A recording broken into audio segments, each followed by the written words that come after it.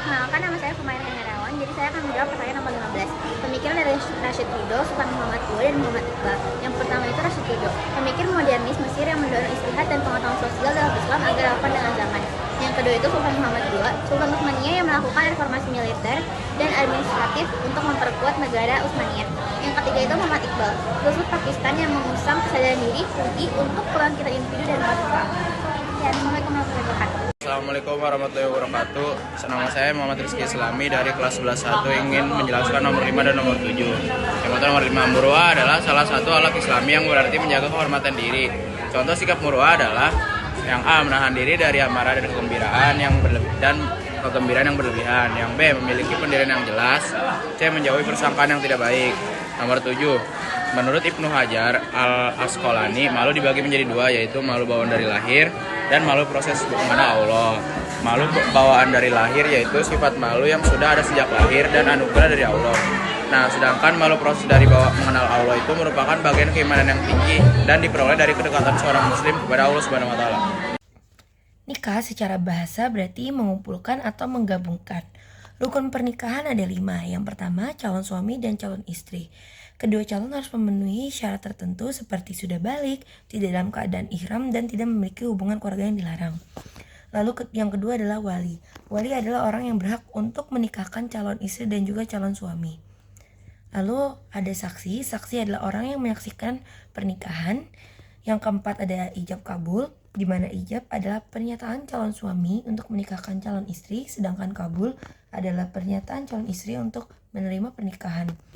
Yang kelima ada mahar. Mahar adalah pemberian calon suami kepada calon istri sebagai tanda pernikahan.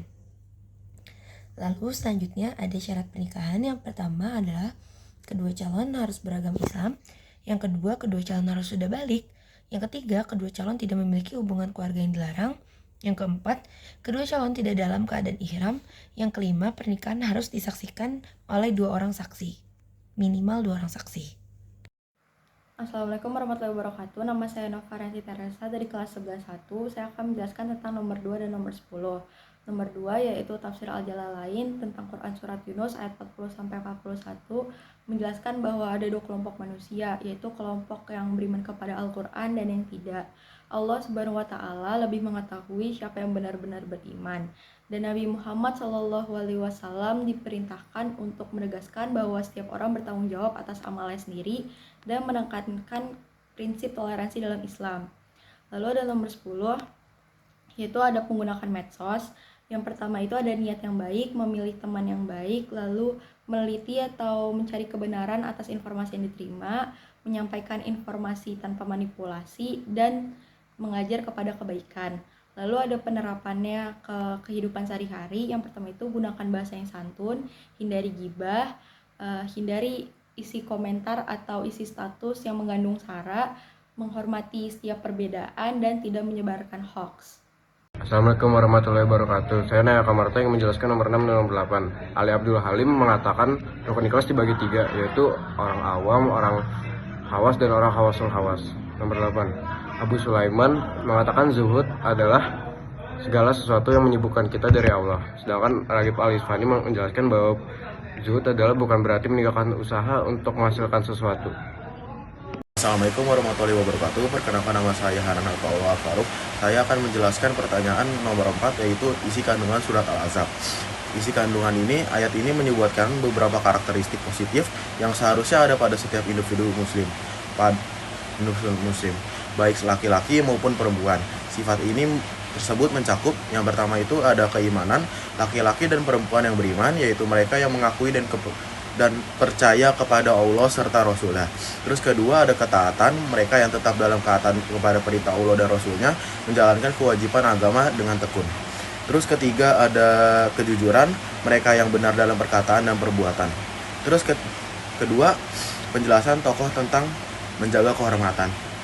Yang pertama itu ada dari tokoh Imam Al-Ghazali dalam Ihya Ulumuddin, menekankan bahwa menjaga kehormatan adalah bagian dari akhlak mulia yang harus dijaga oleh setiap muslim.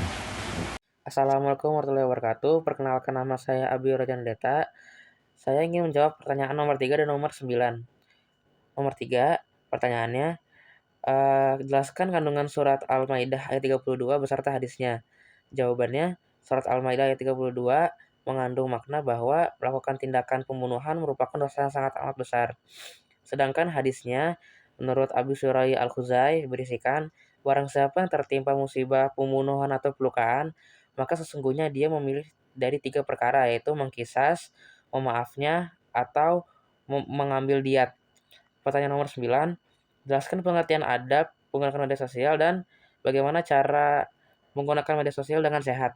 Jawabannya, pengertian adab adalah suatu sikap atau perilaku yang harus dikedepankan ketika berinteraksi dengan orang lain ketika menggunakan media sosial. Caranya adalah niat yang baik, memilih teman, memilah informasi, menyampaikan informasi yang benar, dan mengajak kepada kebaikan.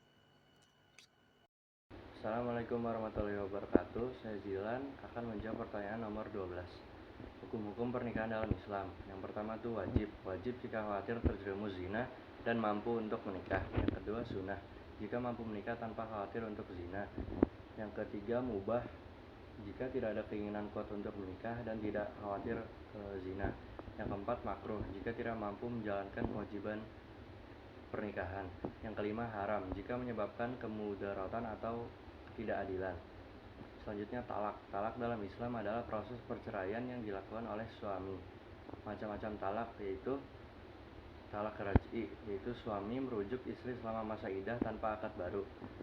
Yang kedua talak bain, itu dibagi menjadi dua, yaitu bain sugro dan bain kubro.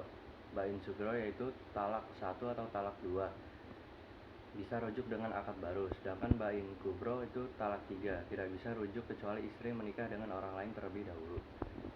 Selanjutnya hikmah masa iddah adalah penghormatan terhadap pernikahan yang telah berakhir, yaitu memastikan tidak ada kehamilan, menjaga kehormatan keluarga, serta memberi waktu untuk introspeksi diri sebelum memulai hubungan baru. Assalamualaikum warahmatullahi wabarakatuh. Perkenalkan, nama saya Syabani Ratu Patikal dan saya akan menjelaskan nomor 13 dan 14. Nomor 13, Kak Ahmad Dahlan cenderung modernis, sedangkan Kak Hashim Asyari cenderung tradisionalis. Nomor 14, Muhammad Abdu berpendapat bahwa pelajaran agama harus menjadi inti dari semua mata pelajaran. Sedangkan Jamaluddin Al-Afghani berpendapat bahwa musuh utama umat Islam adalah penjajahan Barat. Ia juga berpendapat bahwa umat Islam harus bersatu atau pan-Islami untuk menentang penjajahan. Rifa'ah Baidawa Rafiat At-Tahwi berpendapat bahwa sistem pendidikan harus diubah menjadi dinamis dan tidak rasis terhadap kaum wanita. Sedangkan Ali Pasha berpendapat bahwa pendidikan adalah sarana untuk membangun kemajuan sosial, ekonomi, dan juga politik. Sekian dan terima kasih.